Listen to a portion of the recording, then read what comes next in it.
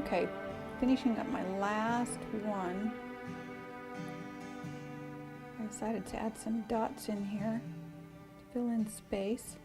And you can see I've got a little angle going because this is an optical illusion. You're probably thinking she's going to go around the whole cake. Nope, it's an optical illusion.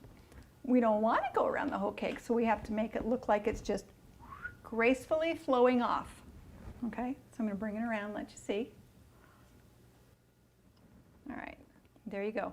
Because of the ruching, we want the ruching to do this. If we piped all the way around and brought the ruching up here, you're going to go, okay, I don't get it. Optical illusion makes it stop and flow, keeps your mind guessing, and looks beautiful. It doesn't have to go.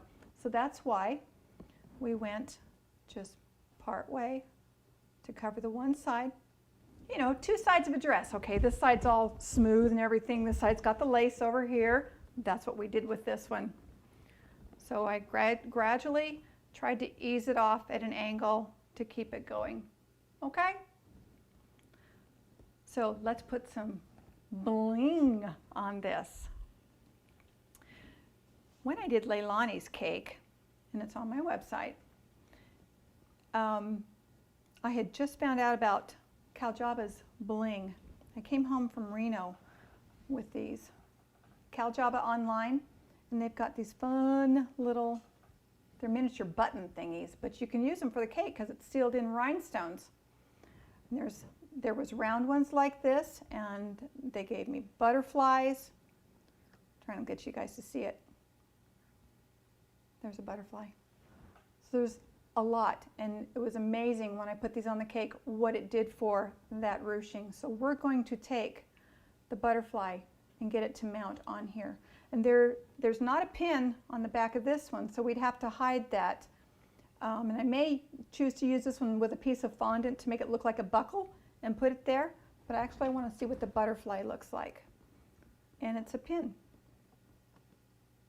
So we're going to undo the pin. It wants to float around. So we got to figure out how we're going to mount it on here. We can take the pin and stick it in, get an eyeball for it, use the hook for the pin. Do you see that? The hook for the pin.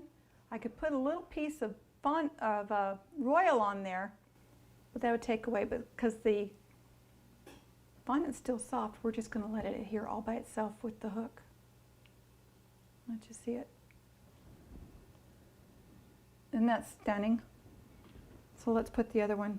It came 2 to a package, and it's called their Glam Trim. Non-edible for decorative purposes only. In other words, you have got to take this off of the cake before it's served, and then just go pin it on the bride if you use the one with the hooks. Okay? We're going to stick this one on. Unbelievable what it does for that cake, huh? Right there, pressing it in. If she's not into butterflies, if she is, it adds their decor. You want the rounds, you can have them go find it, or you can get them. I think these were like $4 for the container, and I think they still have them. You check with them online, Caljava online.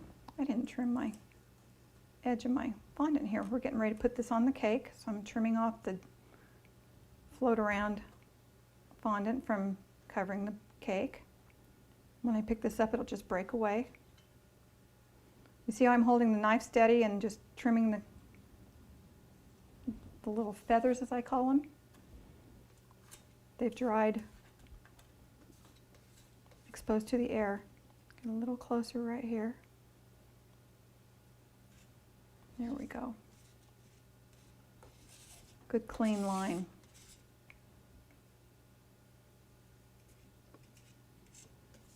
Now when I work with styrofoam dummies, I bet you're going to ask me, how do you get the fondant stick to your styrofoam dummies? Well, I was taught to cover the dummy in water, get it wet. Well, I found that didn't work. It made my fondant melt. I got holes while I was trying to learn how to cover it. So over the years, I discovered that if I covered the dummy, put some gloves on, scoop up some shortening, rub it all over it, it adheres beautifully. So that's what I did with these. They're covered in shortening. And then later on, if I want to reuse these, all I got to do is break it away and it comes right off the dummies. I would not use these dummies that have been used once on a real cake. Once you use it once, let them toss it. Don't bring it back. Always use them again for another dummy cake, but not on a real cake. Keep it clean. Okay? So I'm going to get prepared for showing you the next phase of this cake, which is moving this on to the ruffle part and showing you the ruffles. So we're going to learn about all the aspects available for making fondant ruffles. See you in a few minutes.